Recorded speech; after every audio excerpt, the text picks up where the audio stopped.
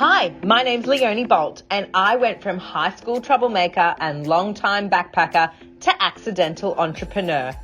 After 15 years working as a professional photographer and running my own studio, I grew into becoming a personal empowerment and business mentor to help other women to follow their passions and find their purpose too.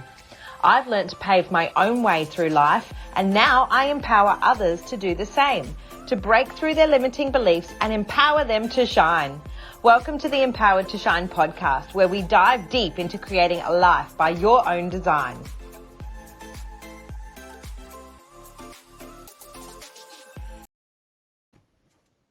Hello, and welcome to the Empowered to Shine podcast.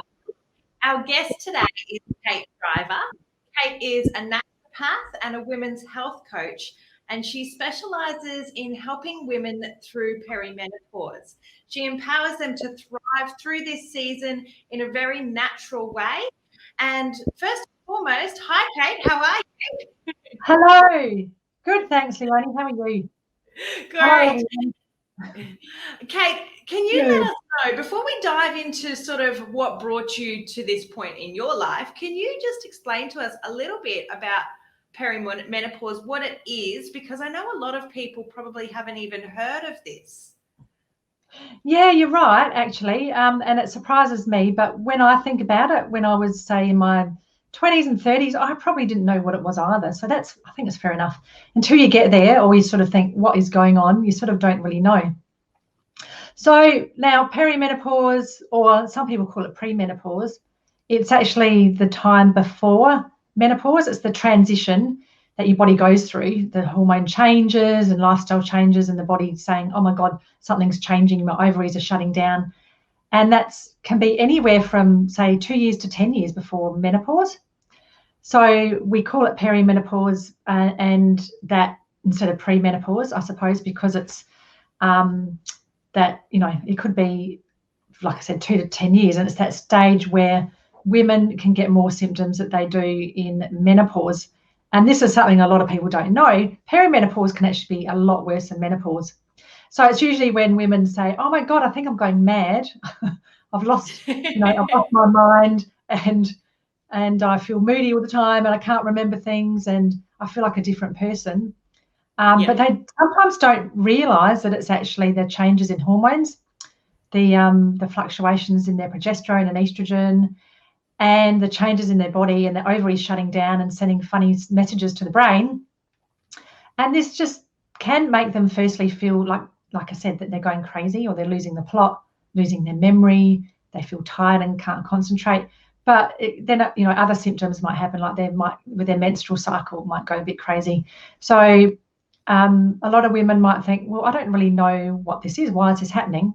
And it is, now called perimenopause because it's a set of symptoms, and there's loads of them that are under this umbrella of perimenopause. That is a real stage for some people that they really suffer a lot. You don't have to, though, and that's why I'm here. Yeah. And what I tell women, that they don't have to, and they don't have to have that belief that, oh my God, this sounds terrible, Kate. Do I have to suffer? No, you don't. Fabulous. And you're going to show us a little bit later how we can actually manage that, and we'll dive into maybe some of the basic symptoms and that sort of thing too. So you've been a naturopath for 21 years, is that right? Yes. Now, just over 21 years. So it seems like a long time sometimes, and other times it doesn't seem like a long time. I don't know whether you've ever experienced that in careers, but it's and before that I did fashion design, and I made hats and costume design, and so that feels like it was a different lifetime, like I was a different person. Absolutely. And to that extent, I feel like it has been a long time, because I look back and think, wow, was that really in this lifetime that I was making hats and clothes for people and costumes? So and it's wonderful, and I think probably it's gone quickly. And because I love every minute of it, I know that this is what I'm meant to be doing. And I did, as soon as I realised that I was going to study it, I was just like, oh my God, I can't believe I feel so fortunate to have found what I love to do, and how I can help people in the world become healthier and better people. And that's really important. That's what I wanted to do, bring Yeah. something good to the world. Yeah. Absolutely. Yes. And you can make such a big difference in people's lives, which is super exciting. So, Yeah. so what brought you to what made you make that decision going from fashion to natural medicine? Well, that was really part of it, that I just said that I wanted to make a difference in people's lives. And I felt like making hats and clothes and costumes, I mean, can help people to an extent, but it's all a little bit superficial.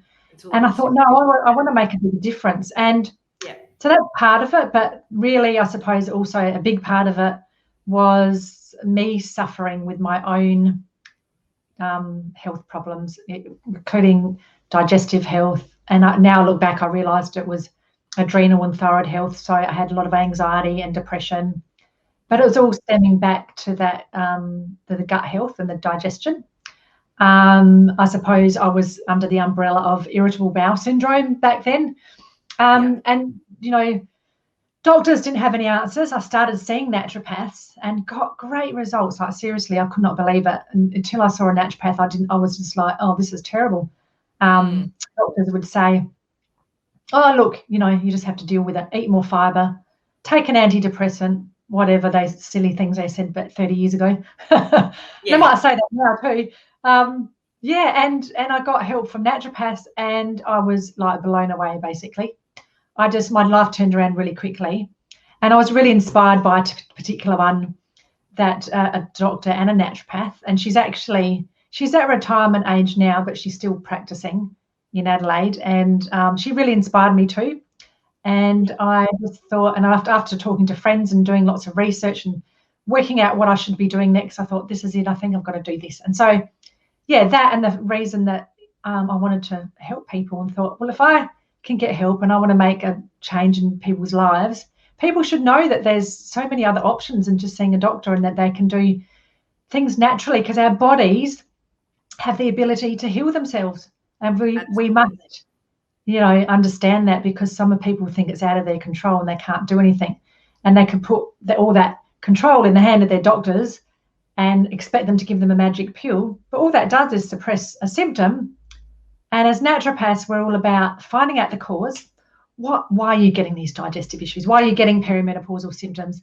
Yes, perimenopause is a natural state of life, but you don't have to have symptoms. And the women that have symptoms have underlying issues going on with their health, and imbalances, and too much stress, and so on and so on. And there's reasons. So that's, as naturopaths, what we look at, what the reason is, what the cause is, and treat that naturally and holistically. We look at lifestyle, diet, supplements, mindset, and apply that to our lives, and you get longer term results.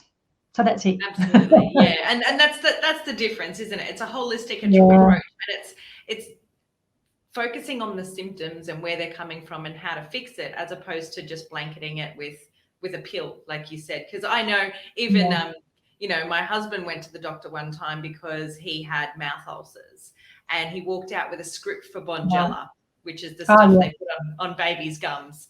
And that was the end of it. He wanted to find out, maybe it's my diet, maybe there's something else going on. But of course, the doctor just went, oh, here's a script for something you can actually get over the counter. See you later. Yeah. Well, yeah. And that's typical, because that's the way they're trained. And I suppose I say to people, in a way, you can't blame them. That's the way they're trained. But at the same time, they should be trying to think outside the box. And there are integrated GPs and some that are a bit more alternative that will do that, which is great, but they're few and far between. And I think there should be more of them.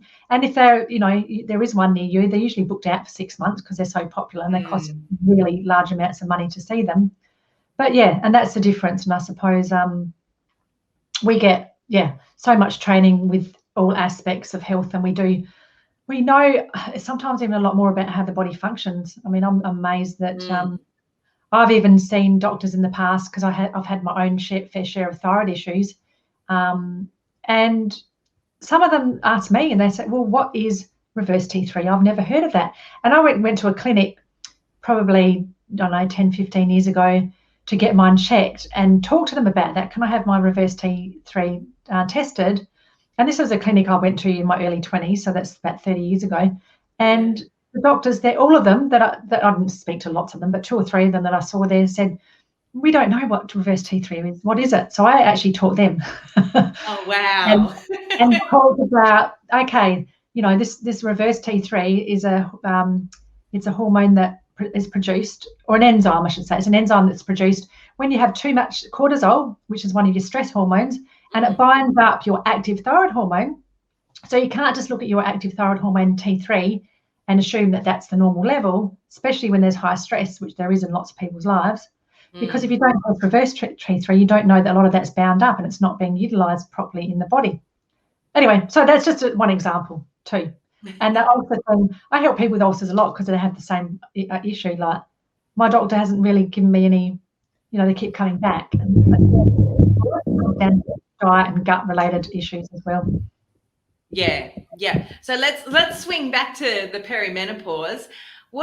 So you've obviously gone down this route of specialization, having experienced it yourself. Yes. What are some of the symptoms that women might be feeling in themselves to understand, okay, maybe this is perimenopause? Yeah, sure. Well, I think the most common that I noticed that women feel is a change in their sleeping patterns and their moods. I would say that those two are the biggest and the first. Now, women will get, some women might say, oh, no, that never happened to me, but I would say the majority. So initially you'd feel like you've got constant PMT or PMS. I know I call it PMT, premenstrual tension, but some people call it premenstrual syndrome. And, I think all of us have experienced a little bit of that in our lives. Have you, Leonie? Yeah. Sometimes people look at me and go, what is PMS or PMT? And look, there's probably some people that don't. But it's almost like having constant PMS, that you feel moody a lot of the time. You might crave different foods. You feel like you're getting pissed off with everybody really easily. Like, things that annoy you, you just might be snappier and less tolerant to people and situations and impatient. And I think they can be some of the first symptoms. And also it can happen two ways, that women start waking up quite a lot in the middle of the night because of their cortisol is fluctuating, or they find it really hard to go to sleep and they're wired and tired and they don't lie awake with their eyes wide open going, oh my God, this has never happened before. Why is this happening? And that's a lot to do with your hormone levels, obviously. But I would say they're the first two. And then other symptoms can vary from anything from things like bloating, digestive bloating, fluid retention, sort of bloating all over the body, migraines and headaches around their periods or just once a month, erratic periods or menstrual cycle. So you might find that there's changes. Some women get heavier bleeding, some women get lighter bleeding, or they might get more cramps or, like I said, headaches around that time. And I know that happened to me years ago. I started getting headaches around my period. I thought, this has never happened before. This is bizarre. I've always been one of those people that have said I get 1 or 2 headaches a year. And all of a sudden I was getting one every month for a few days. So they're common. Another PMT type symptoms like breast tenderness. And I find that some women can get it not just with their period or before. They might have it for 2 weeks of the month. And then perimenopause can also be like hot flushes and feeling hot and sweaty. And so many people sort of talk about that only in menopause, that, menopause is just horrible when you just get hot flushes and everybody hates you and and that's it. That's the end of your life. Sorry, I'm not saying that, but that's sometimes how people sort of perceive it. But perimenopause, you can definitely get hot flushes, especially if there's loads of stress in your life. And especially when there's something diet related that is causing it too, and too many stimulants. So I would say they're most common. Look, there's loads of others.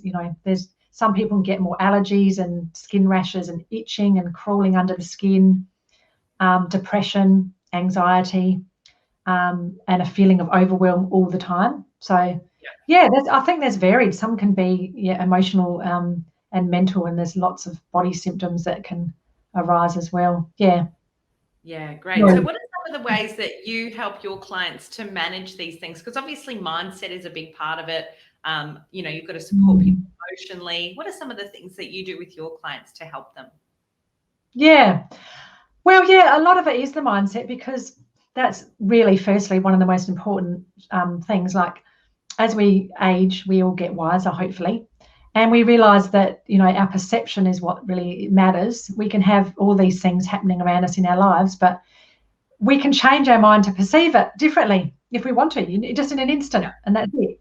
So if we perceive perimenopause or menopause as a bad thing, and this taboo subject that you talk about it, but you shouldn't really talk about it, and people just say, well, like I said, that's the end of your life, and we don't want to talk to women like you. You're not as visible in the world and whatever. Then that's probably what you're going to draw to you, and what's going to happen, because your perception will become a reality. But if you decide that, okay, this is going to be the best time of my life, and this is what I decided, and I want other women to feel empowered and really like become the best version of themselves, because it's a transition where you become more creative because of the hormone fluctuations, and you actually realize that you can do, in a lot of cases, women are already doing it, but do what your soul is telling you to do, or what your heart desires, because hopefully your kids are grown up, and you've got more time to yourself, and you're at that stage where it's a burning sort of desire. So I talk about that quite a lot, that find what you really love. This is your time in your life. This is the best time of your life, not the worst. But we also look at, stress is a really big trigger for lots of the symptoms. So how can we firstly change our perception of stress, but what can we do to reduce it? And because cortisol, which is one of your fight and flight hormones and one of the stress hormones our adrenal glands produce, is one of the most problematic hormones that can cause anything from hot flushes to poor sleeping to moodiness and sugar and salt cravings. Then we want to control that, and that's the stress hormone. So we want to reduce that as much as possible. So I talk about doing things like meditation, even just some sort of exercise that you love will lower cortisol. So if you're feeling anxious and stressed, do some nice exercise. You don't have to go for a half an hour jog, but a little bit of intensive exercise, but do more muscle building exercise and yoga and Pilates, things like that. Meditation and visualization, and visualize what you want your life to be, what's going to happen in your life, something really positive every day. Every morning when you wake up, you should be visualizing how you want your day to be, how you're going to feel. You're going to feel wonderful, and that in itself will make you feel less stressed, because you're already excited about the day, because you're thinking about something positive. And even grounding, like I tell people to stick their feet or their hands on the earth or the soil or the grass, or down in the seawater. And that has been shown scientifically, earthing or grounding has been, to reduce stress levels hugely, and reduce blood pressure and inflammation. So that's huge. Yeah. And I talk about like the supplements you can use and what you can look at in your diet. So with diet, we want to cut down on stimulants like caffeine, sugar, alcohol, spicy foods. They can all trigger cortisol and some of these unwanted symptoms. And it's up to you how much you do it. But I find the stricter women can be, the better they feel, then the more they want to do it. And they go, oh my God, I get really good results with this. I feel great. And then they don't want to go back on these foods. But to begin with, they're like, oh, I can't see my life without having a glass of wine or a coffee. My life is over. Yeah. And you know what? Once upon a time, I felt, because I'm a really big wine buff, I hardly ever drink anymore now, because it's made such a huge difference. But in the past, if somebody said that to me 20 years ago, I'd be like, no way. There's no way I'm ever giving up my wine. Never. Yeah. But now I can see that it's one of the best things that you can do, particularly in perimenopause, when our body is really suffering and going through those changes. And alcohol just not only increases that cortisol, but it increases your estrogen, because we become estrogen dominant in perimenopause. And that's something that a lot of women don't sort of know about. They just assume that all their estrogen just drops and you become moody and you get hot flushes. But what happens in perimenopause is our estrogen actually does increase quite substantially, and it fluctuates a lot as well. And your progesterone drops, and you become what we call estrogen dominant, because the ratio, or the way that they had to be balanced before, has become a bigger gap between them, and they're not as balanced and in the right ratio, and so you get more symptoms. So having just some alcohol every now and then can actually increase that estrogen and cause more estrogen dominance. And the more stress we have and the more cortisol we have, the less progesterone we have, because our body sees it more important to produce cortisol and these stress hormones because it keeps us alive. It sees that as a necessity. So we'll use the way to produce more cortisol, and then progesterone will become deficient because it's not as important for our body to produce this progesterone. So we become more progesterone deficient. And so I talk about ways to manage the stress because of that, and how we need to firstly get the estrogen down a little bit, or the estrogen dominance. And there's 3 types of estrogen, by the way, but I won't go into that. And so it's all about having a ratio of the good and the bad estrogens. And then we want to increase our progesterone, and that's a similar thing. Like, we want to reduce our stress levels and look at the nutrients and our foods that will actually nourish our hormones and nourish that progesterone production. And that's also tied in with thyroid health as well. And thyroid health is really, what I find, it's one of the most underdiagnosed issues, I should say, because it's not, I'm not going to call it a disease, and an issue that the thyroid can become underactive to a point that doctors, I mean, I know in Australia, we only test TSH generally. So our Medicare system has told doctors only test TSH and only test the actual thyroid hormones in when your TSH is way out of balance. Mm-hmm. But when we look at the markers and blood tests, they're actually based on disease, and you're only going to see them be, doctors will say something about it when the actual disease is present. And that thyroid issue might have been there for 10, 15 years. Or if it just pops up through perimenopause, it's because of the hormone fluctuations and the stresses of life. And it might have been niggling before, but all of a sudden it can pop up, cause lots of symptoms. And women don't get diagnosed. So they've got all these symptoms that can be also related to the thyroid function, like putting on weight as well, weight gain. Oh, that's the one I forgot to mention. Sorry, weight gain's a big issue. And a lot of women tend to get the insulin resistant sort of weight gain, where they put on that middle-aged spread tire around the middle. Yeah, that can also be related to thyroid function, and just generally putting on weight and feeling tired and like you're not coping as much. So I suppose, and I educate women that they need to really thoroughly look into how to get tested properly for the thyroid. I have a home test that they can do to find out, and we look at how we treat all of these aspects all holistically. It's not just all about taking supplements and having a strict diet. There's loads of things that you can do as well. Yeah, so I know you said to me earlier that you help women to make this time the best time of their life. And I even see it in my boudoir photography studio, because a lot of women do get to, their 40s, 50s, 60s.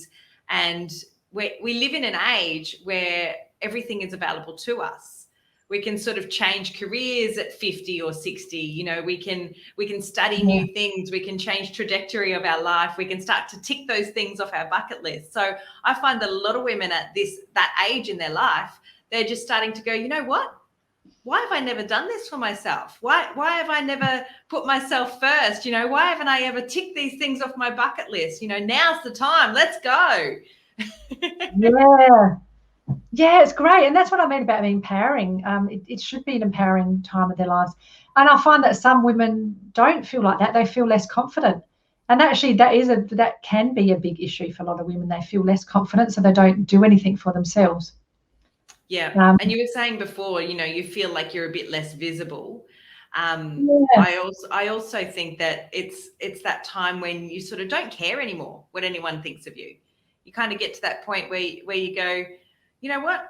I don't care. I'm going to do it anyway. Absolutely. Oh, absolutely. And that's it. And I think, look, I would say that I've been like that most of my life to an extent, but now it's like it's heightened. And that's part of it. You feel liberated and like, this is my life. I'm so determined to live it. And ladies, you can live the best life. If you're determined enough, you don't want to look back and be, like they say, on your deathbed and go, oh, actually, I wish I did do that. I wish I did. Why didn't I do that? Why don't I let other people tell me what to do? Do it. Yes, live your best life now. And if you feel that calling, which you should, then you have to go with it. This is your life. You get a chance now to make a change. Absolutely. And we were talking before the show about learning those life lessons and it might just sort of seem to pop up for you at this time that, maybe you haven't learnt the lesson that you were meant to learn. How do you see that showing up with people? Oh, yeah. Yeah. So I suppose, excuse me, I just have to have a sip of water. Perimenopause is a little bit likened to puberty. And I've talked about that before. I know it sounds very funny, but with puberty, we go through all these hormonal changes too. And there's loads of issues that pop up, but in puberty, you might ignore them. And, as we get into it, I suppose, if you're in your teens and your 20s, you feel like you're invincible, and you're just like, well, I don't know. Maybe not as aware of how much your lifestyle is affecting your body. And if you haven't dealt with things back then, say if you didn't deal with a digestive issue, or that your hormones were out of balance in your 20s, and then you got horrible, terrible periods and menstrual periods, or headaches, or you had arthritis that you ignored, or you always ate junk food and you've just been doing that all your life, then what happens in perimenopause, because of all these changes, is it just comes back and says, okay, do you know what? You've got to deal with this now. Otherwise, it's just going to get worse. These symptoms are going to pop up, and they're going to manifest in a worse way in menopause. Yeah. And the whole reason why I target women in perimenopause is because you can get everything right now before you go through menopause. Yeah. And you could have a great menopause and not have symptoms. Absolutely. There's no point in waiting until you're in menopause and saying, oh, God, I've been feeling like this for years. Perhaps I should do something now. Get it in your early 40s or mid 40s when you're going through perimenopause and those very subtle changes, and deal with the issues that you haven't dealt with, whether it is to do with your body systems, saying, okay, I've got these digestive issues I never resolved, or I've never really looked at why I've got these headaches, or whether it's, to do with, your relationships, or the way you treat people as a person, or look at the world. It can be also that as well, that we need to finally look at resolving what we should have a long time ago. And if you have resolved everything, then you're probably a very rare person. And I congratulate you. But and I think this is it's like the life lessons to learn, so we become more empowered, and we know that we're at peace with our bodies and our lives as well, that we've done the best we can to let go. And letting go of things like you've got grudges, that's a really big one too. Yeah, absolutely. And that sort of thing can manifest into, other pains and ailments and diseases as well, if we're holding on to those bitter and twisted feelings. Oh, absolutely. Yeah. And it is interesting that it can manifest in so many different ways. But what generally does show that a lot of women that do get more menopausal symptoms, but also through the whole, menstruating years, is that if they have lots of unresolved emotional issues, then they will get worse symptoms. Yeah. Yeah. It's really interesting, those studies that, and so if you're one of those women, and I have been one of those, then look at everything that's happening in your life, and you have to learn to let go. Change things that you can, and let go of the things that you can't change. Absolutely. Yes. Yeah. So, Kate, you obviously run programs with women to help them through this season in their life. You've got a masterclass that can teach them more about perimenopause if they want to know more about it. Yes, absolutely. Ladies, I've got a free masterclass. It's up to an hour long, so you can watch it in little bite-sized pieces if you want to. But I talk about the 3 major hormones, and I've talked about some of them tonight or today in this talk. I said tonight, it's not even nighttime when we're doing this. Sorry. Someone's getting symptoms. You know what? I'm so used to doing all my talks and my webinars and my Facebook lives at night time. That's why. So when I do, because I did a few videos and Facebook lives last night, and I always say tonight. That's why it just pops. It's an automatic response. It's funny, isn't it? Yeah. Oh, now I've forgotten what I'm saying. So perhaps this is my perimenopause symptom. I've forgotten what I'm saying. So the masterclass goes into this. Yes. Yeah. Thank you, Leonie. Yeah, the 3 hormones that you need to address. So one of them is cortisol, and I didn't talk about estrogen, progesterone and as much, but I do delve into that quite a lot in the masterclass and what you should be doing with your lifestyle, your diet, supplements. And I talk about the gut hormone connection. There's a big connection between your gut and your hormones. If your digestion isn't healthy, that's going to hugely affect your hormone balance. And also the gut-brain connection, which is huge as well. There's something called the vagal nerve, which definitely connects to your gut and definitely will give you more symptoms if you haven't got a healthy vagal nerve. That's part of the way your body responds to stress. So I talk about all of this and more in the masterclass, and it's absolutely, I get great feedback on it, worth listening to, ladies, because you'll learn loads. Excellent. So if you're completely in the dark about perimenopause, if this was a big eye-opener for you, follow the link that'll be on the show notes to Kate's masterclass, because you'll be able to get a lot more from her from that hour masterclass. And she's also got on her website a PDF downloadable as well, if that's your learning style, if you prefer to read. She's also got something that you can download on her website as well. What's the name of that one, Kate? So I've got a 9-page guide. It's called Ditch the Hormone Drama. It's a perimenopause power guide, I call it. I love the word perimenopause, or the words perimenopause power. So that's it. It doesn't delve into as much as in the masterclass, but it's more about the adrenal glands and your stress response and what sort of symptoms you will experience if you have more stress and adrenal dysfunction. And the adrenal glands are the glands that produce those stress hormones. That go out of whack most of people's lives, but particularly in perimenopause. So it sort of focuses more on that and what you can do about it, basically. Yeah. So it's sort of like a snippet of what's in the masterclass, but it delves more into adrenal health and the symptoms. Yeah. Okay, perfect. Excellent. So both, really. You can do both. Absolutely. Yeah. So I'll pop the links for that in the show notes. So if you're listening to the podcast, just head over to my website, leoniebolt.com/podcasts. Follow the link down to Kate's episode, and you'll be able to find those links there. Thank you so much, Kate, for sharing your years and years of knowledge and opening our eyes to perimenopause. I'm so glad you've joined us on the show. Thank you. Thank you so much, Leonie, and thank you everyone for listening. And I hope to connect with some of you soon. Thanks very much. It's been a joy. I love talking. Thank you for listening to the Empowered to Shine podcast. My name's Leonie Bolt, and I'm glad that you were able to join us today. I hope you got some serious inspiration from today's episode. If you'd like to find more episodes, go to leoniebolt.com/podcasts or start subscribing on your favorite podcast streaming channel. I look forward to seeing you again soon.